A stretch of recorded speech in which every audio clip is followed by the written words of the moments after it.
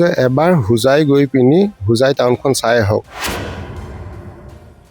আজি বদৰুদ্দিন আজমল ডাঙৰীয়াই শিৱসাগৰত আহি সহায় কৰিছে, চৰাইদেউত সহায় কৰিছে, যোৰহাটতো কৰিছে। তাৰ কাৰণে আমি ধন্যবাদ জনাইছোঁ। এই বছৰে প্ৰায় 750 ওপৰত নে 700 ওপৰত নিট ক্ৰেক কৰিছে। আজমল ছুপাৰ 40 বা আজমল IAS একাডেমি বা আজমল ফাউণ্ডেশ্যনৰ যিখিনি শৈক্ষিক প্ৰতিষ্ঠান ইমান উচ্চ মানদণ্ডৰ। তেতিয়াই মনলৈ এটা কথা আহিছিলে যে আমাৰ শিৱসাগৰত তেনেকুৱা এখন IAS একাডেমি হওক বা নিট কোচিং বা ইঞ্জিনিয়াৰিং কোচিঙৰ এনেকুৱা আজমল ফাউণ্ডেশ্যনৰ আণ্ডাৰত এখন কোচিং চেণ্টাৰ খুলিব পাৰি নি? হয়, মই বৰ্তমান উপস্থিত আছোঁ জয়সাগৰত, আৰু মোৰ সৈতে এগৰাকী বিশেষ ব্যক্তি আছে। তেখেত আন কোনো নহয়, বৰ্তমান সময়ত যোৱাকালিৰ দিনটোত তেওঁ যিগৰাকী বদৰুদ্দিন আজমলক তেখেতে নিজৰ পৈতৃক সম্পত্তি আজমল ফাউণ্ডেশ্যনৰ কাৰণে আগবঢ়োৱা এটা সিদ্ধান্ত গ্ৰহণ কৰিছে। মই পোনে পোনে তেখেতৰ লগত কথা পাতিবলৈ চেষ্টা কৰিছোঁ। পাতনি দীঘলীয়া নকৰোঁ, আপোনাক স্বাগতম জনাইছোঁ। নমস্কাৰ। হয়, আপুনি এক সিদ্ধান্ত লৈছে। বৰ্তমান সময়ত এই সামাজিক মাধ্যমেই হওক বা সংবাদ মাধ্যমেই হওক বহলভাৱে প্ৰচাৰিত হৈছে যে আপুনি আজমল ফাউণ্ডেশ্যনক নিজৰ পৈতৃক সম্পত্তি আগবঢ়াব। কিয় এই সিদ্ধান্তটো ল'বলগীয়া হ'ল? প্ৰথম কথা হৈছে, মোৰ ল'ৰা আৰু মোৰ ভাগিন ছোৱালীজনী আজমল ছুপাৰ 40 আৰু আজমল IAS একাডেমিত ইণ্টিগ্ৰেটেড যিটো BA সি তাত মোৰ ল'ৰাটো লৈছে, আৰু ভাগিনজনীয়ে আজমল ছুপাৰ 40ত নিটৰ কোচিং কৰি আছে। তাত গৈ যিটো মই দেখিছোঁ যে আজমল ছুপাৰ 40 বা আজমল IAS একাডেমি বা আজমল ফাউণ্ডেশ্যনৰ যিখিনি শৈক্ষিক প্ৰতিষ্ঠান ইমান উচ্চ মানদণ্ডৰ। তেতিয়াই মনলৈ এটা কথা আহিছিলে যে আমাৰ শিৱসাগৰত তেনেকুৱা এখন IAS একাডেমি হওক বা নিট কোচিং বা ইঞ্জিনিয়াৰিং কোচিঙৰ এনেকুৱা আজমল ফাউণ্ডেশ্যনৰ আণ্ডাৰত এখন কোচিং চেণ্টাৰ খুলিব পাৰি নি? আৰু কালি যেতিয়া তেখেত শিৱসাগৰলৈ আহিছিলে, মই শিৱসাগৰত তেখেতক লগ কৰিছিলোঁ। যিহেতু তেখেতে বানআক্ৰান্ত লোকসকলক সহায় হাত আগবঢ়াবলৈ আহিছে, তেখেতক মই লগ কৰিছিলোঁ। লগ কৰোঁতে তেখেতক মই পোনে পোনে কৈছিলোঁ যে আপোনালোকৰ আজমল IAS একাডেমি এখন বা ছুপাৰ 40 এনেকুৱা শিৱসাগৰত কৰিব পাৰি নি? তেতিয়া তেখেতে ক'লে যে মাটি আছে নাই? মই বোলো মোৰ অলপ মাটি আছে, আপোনালোকে চাই ল'ব পাৰিব, যদি সেই মাটিত যদি আপোনালোকে বহাওঁ বুলি ভাবে। তেতিয়া তেখেত কালি আহিলৈ যিহেতু এতিয়া পানী হৈছে বাৰু গম পাইছে, কিন্তু মাটিটো তেওঁলোকে পানীৰ ওপৰতে চোৱা নিচিনাই হৈছে, আৰু ধুনীয়া ৰাস্তা আছে। মোৰ নিজৰ ম্যাদী, মোৰ নহয় একচুৱেলি দেউতাৰ সম্পত্তি, দাদাৰে মোৰে ম্যাদী মাটি জেৰেঙা পথাৰত আছে।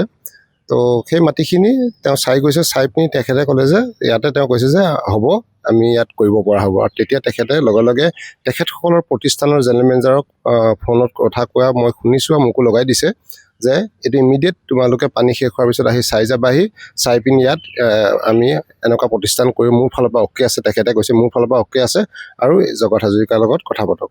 তেতিয়া মোৰ লগত তেখেতে কথা পাতিলে, মোৰ ফোন নম্বৰ ল'লে। তেখেতে ক'লে যে পানী শেষ হোৱাৰ পিছতে আমি আপোনাৰ কণ্টেক্টত থাকিম, আমি আপোনাৰ তাত যাম। কথাটো সেই সিমান। তাৰপিছত ধৰক আপোনালোকৰ নিউজ চেনেলসমূহত ওলাইছে যে ছুপাৰ 40 হ'ব। খুব ভাল কথা। আচলতে উজনি অসমত তেনেকুৱা শিক্ষা প্ৰতিষ্ঠান আমাক লাগে। অকল শিক্ষা প্ৰতিষ্ঠান বুলিয়ে নহয়, স্বাস্থ্য ক্ষেত্ৰতো লাগে, ক্ৰীড়া ক্ষেত্ৰতো লাগে, শিক্ষা ক্ষেত্ৰতো লাগে। আৰু তাৰ কাৰণে যিহেতু আজমল ফাউণ্ডেশ্যনৰ আজি এই বছৰে প্ৰায় 750 ওপৰত নে 700 ওপৰত নিট ক্ৰেক কৰিছে। আৰু প্ৰত্যেক বছৰে তেওঁলোকৰ APSCতে হওক, UPSCতে হওক, UPSC মেইনছলৈকে যোৱা বুলি আমি শুনিছোঁ। APSCটো বহুত কেইবাটাও পদবীত তেখেতসকলৰ IAS একাডেমিৰ পৰা পাইছে। তো তেনেকুৱা এখন যদি উজনিত হয়, তেতিয়া ৰাইজৰ সুবিধা হ'ব, বাকী বেলেগ একো নাই। আপোনালোকৰ তাত যদি সহযোগিতা আপোনালোকৰ প্ৰয়োজন হ'ব। আৰু তেখেতৰ টীমটো আহি যেতিয়া মাটিটো চাব, মাটিটো চোৱাৰ পিছত যদি মাটিটো ভাল হ'ব বুলি ক'ব, বা এই জেগাটোত আমি একাডেমি খুলিব পাৰিম, যিহেতু এতিয়া আৰু 2-3 মাহৰ পিছতহে আহিব পাৰিব, কাৰণ কেলৈ পানী হৈ আছে।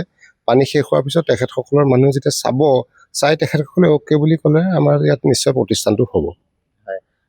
এইখিনিতে আৰু এটা কথা মনলৈ আহিছে যে বৰ্তমান সময়ত যি বদৰুদ্দিন আজমল ডাঙৰীয়াই শিৱসাগৰৰ যি বানআক্ৰান্ত ৰাইজ যথেষ্ট সাহাৰ্য তেখেতে বিলালে। এই ক্ষেত্ৰত আপুনি এজন শিৱসাগৰীয়া হিচাপে কি ক'ব? চাওক, এই বিপদৰ বন্ধুৱে আচল বন্ধু। বিপদৰ সময়ত সকলোৱে ইজনে আনজনক সহায় কৰিব লাগিব। আজি বদৰুদ্দিন আজমল ডাঙৰীয়াই শিৱসাগৰত আহি সহায় কৰিছে, চৰাইদেউত সহায় কৰিছে, যোৰহাটতো কৰিছে। তাৰ কাৰণে আমি ধন্যবাদ জনাওঁ। যিয়ে সহায় এই সময়ত দুৰ্যোগৰ সময়ত সহায় কৰি আমি সকলোকে ধন্যবাদ জনাবই লাগিব। অকল বদৰুদ্দিন আজমল বুলিয়ে নহয়, বিভিন্ন দল সংগঠনৰ পৰা আদি কৰি বহুজনে। আৰু সহায়ত আপুনি এইটো নহয় যে লাখ টকাটো কথা নহয়, কোনোবাই 10 টকাই সহায় কৰক, সেইটো এটা সহায়। যিয়ে সহায় কৰিব আমি সকলোকে ধন্যবাদ জনাবই লাগিব। নহয়, এইখিনিতে আৰু এটা কথা আহি পৰে যে সহায় বুলি ক'বলৈ গ'লে অকল ধনাঢ্য ব্যক্তি হিচাপে বদৰুদ্দিন আজমলে হয়তো নাই। অসমত আৰু ধনাঢ্য ব্যক্তি আছে, যিটো যিটো মানুহৰ যিটো আগ্ৰহ থাকিব লাগে মানুহক সহায় কৰাৰ ক্ষেত্ৰত, তেনে ক্ষেত্ৰত আজমল ডাঙৰীয়া ক'ৰবাত পৃথক যেন নালাগে নেকি? মই এই ক্ষেত্ৰত কি মই পুনৰবাৰ কৈছোঁ, সহায় কোনোবাই সহায় কৰিবলৈ সময় পাইছে, কোনোবাই সময় নাপাবও পাৰে, তেনেকুৱা এটা কথা। আৰু এই সময়ত আমি এইবিলাক কোনোবাই সহায় কৰা নাই বা কোনোবাই কৰিছে এইখিনি পতাতকৈ আমি এটাই আহ্বান জনাব লাগে যে সকলোৱে আহি পিনি সহায় কৰকহি। এই শিৱসাগৰ চৰাইদেউৰ যি দুৰ্যোগ, যোৰহাটৰ যি দুৰ্যোগ হৈছে, এই দুৰ্যোগৰ সময়ত সকলোকে আমি সহায় আগবঢ়াবৰ কাৰণে আমি আহ্বান জনাইছোঁ। আৰু এতিয়া চাওক, আমি এতিয়া সহায় কোনোবাই আজমল চাহাবেই হওক বা বিভিন্নজনে জনাই আছে, এই সহায়টো কিন্তু এইকেইদিনত শেষ হোৱা বস্তু নহয়। পানী কমাৰ পিছতো সহায় লাগিব। যিসকলে এতিয়া সহায় কৰিবলৈ সময় পোৱা নাই, তেখেতসকলে পিছলৈ সময় ৰাখিবও পাৰে যে আমি পিছত গৈ সহায় কৰিম, পিছতো সহায় লাগিব। সেইকাৰণে আমি আহ্বান জনাইছোঁ যে সকলোৱে সহায়ৰ হাত আগবঢ়াওক। এতিয়া যদি শিৱসাগৰত এনে এখন আজমল ফাউণ্ডেশ্যনে যদি এই কামটো কৰে, আপুনি উল্লেখ কৰিছে যে ভাল হ'ব আৰু এটা ভাল প্ৰচেষ্টা আজমল ডাঙৰীয়াই লৈ আছে। আপোনাৰ নিজৰ কোনো চিনাকি ব্যক্তিয়ে তেখেতৰ তাত শিক্ষা গ্ৰহণ কৰি আছে, এই বিষয়টো আপুনি জনাইছে। এতিয়া তেখেতে যদি ইয়াত এইখন প্ৰতিষ্ঠা কৰে, আজমল ফাউণ্ডেশ্যনৰ যিকোনো এখন প্ৰতিষ্ঠান তেখেতৰ যিখিনি আহে, তাৰ পাছত এই জেগাখিনি উন্নতি হ'ব। আৰু লগত ধৰি লওক আপোনাৰ আমাৰ ইয়াৰ যিখিনি তাত পঢ়িবলৈ যাবলগীয়া আছে, ইমান দূৰত গৈ ঠাইতে পঢ়িবলৈ পাব। এই সম্পৰ্কত আপুনি এটা কথা মোক কওক যে এই বস্তুটো ইয়াত হোৱাৰ পাছত আমাৰ ইয়াত কেনেকুৱা ধৰণৰ উন্নতি হ'ব বা কি ধৰণে আগবাঢ়ি যাব পাৰে জেগাডোখৰ? এতিয়া চাওক, মই কালিও কৈছোঁ যে এবাৰ হোজাই গৈ পিনি হোজাই টাউনখন চাই আহক। আজি যিহেতু মোৰ ল'ৰাটো তাত পঢ়িছে, তাত এতিয়া এটা PG 10-12 হাজাৰ টকা মাহে, আৰু সৰু সৰু ৰুমত তাত পঢ়িছে।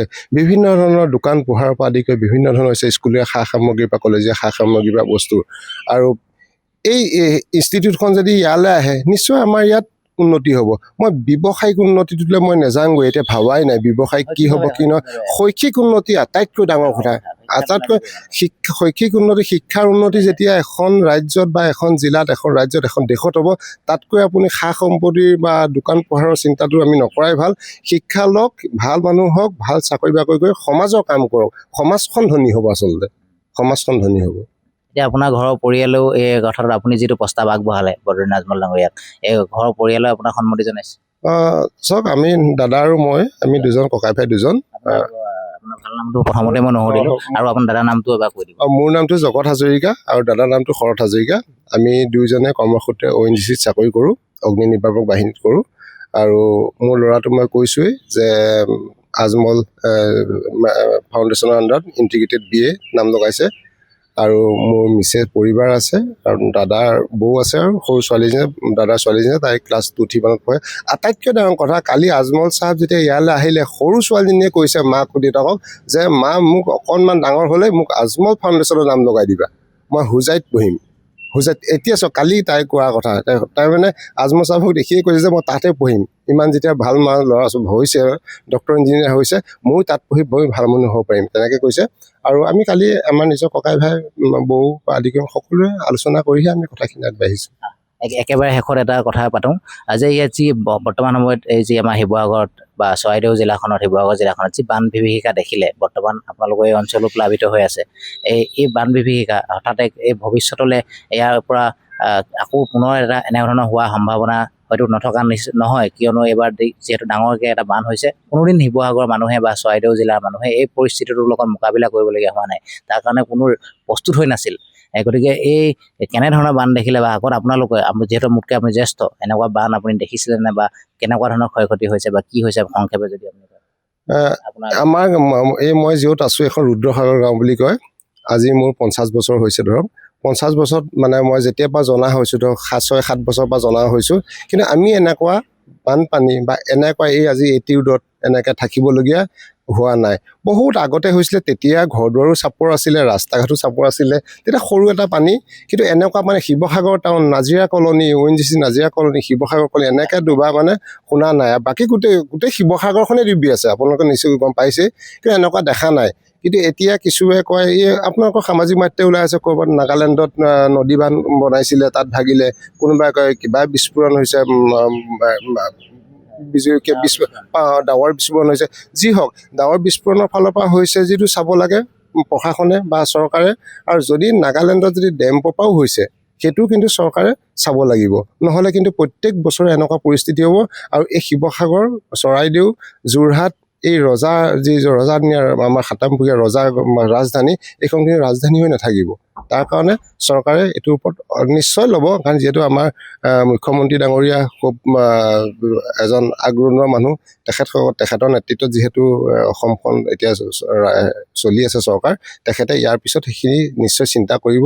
আৰু শিৱসাগৰলৈ সেইদিনাখন আহোঁতেও তেওঁ কৈছে, ইয়াৰ এটা আমি এনকুৱাৰী কৰিম, কেনেকৈ কি হৈছে হ'বগৈ। কিন্তু এইটো কৰিবই লাগিব, নহ'লে কিন্তু শিৱসাগৰ, চৰাইদেউ সেই ভয়ানক মানে নাথাকিবগৈ। এনেকৈ যে প্ৰত্যেক বছৰে এনেকৈ যুঁজিবলৈ হ'লে নাথাকিবগৈ। বহুত পিছ পৰি গুচি গ'ল শিৱসাগৰখন, বহুত পিছ পৰি গ'ল। আপুনি আমাৰ শিৱসাগৰ চাওক, শিৱসাগৰখন বুলি ক'লে ONGC আজি কৰ্মচাৰীৰ পৰা বিষয়ৰ পৰা কোনো কোৱাৰ্টাৰত নাই। সকলো য'ত ত'ত মানে ঘূৰি ফুৰিছে, মানে কলনীৰ ভিতৰত পানী, কোনো প্ৰডাকশ্যন ড্ৰিলিং একোৱে কৰিব পৰা নাই, চব বন্ধ হৈ আছে। তো নিশ্চয় ইয়াৰ প্ৰভাৱ পৰিবই যদি এনেকুৱা বানপানী হয়। তাৰ কাৰণে এই বানপানীৰ উৎসটো ক'ৰ পৰা হৈছে, কি হৈছে, এইটো কিন্তু চৰকাৰে চাব লাগিব। হয়, ধন্যবাদ জনাইছোঁ। এয়া আছিল জগত হাজৰিকা ডাঙৰীয়া, যিগৰাকী ব্যক্তিয়ে শেহতীয়াভাৱে বদৰুদ্দিন আজমল ডাঙৰীয়াক তেখেতৰ আজমল ফাউণ্ডেশ্যনৰ কাৰণে কিছু তেখেতৰ পৈতৃক সম্পত্তি তেখেতে দান কৰিব। তেওঁ এখন মহান কাম কৰিবলৈ আগবাঢ়িছে বুলি আমি ক'ব লাগিব। কিয়নো এখন শৈক্ষিক প্ৰতিষ্ঠান যদি শিৱসাগৰ নিচিনা ঠাইত হয়, তেনে এখন শৈক্ষিক প্ৰতিষ্ঠানে শিৱসাগৰলৈকে নহয়, উজনি অসমৰ কেইবাখনো জিলালৈ এটা ভাল খবৰ বা সুখবৰ কঢ়িয়াই আনিব। আৰু এই কথাই এটা কথা আমি ক'ব পাৰোঁ যে এই যি শৈক্ষিক ক্ষেত্ৰত বহুত ক্ষেত্ৰত এই শিৱসাগৰখনো আগবাঢ়ি যাব।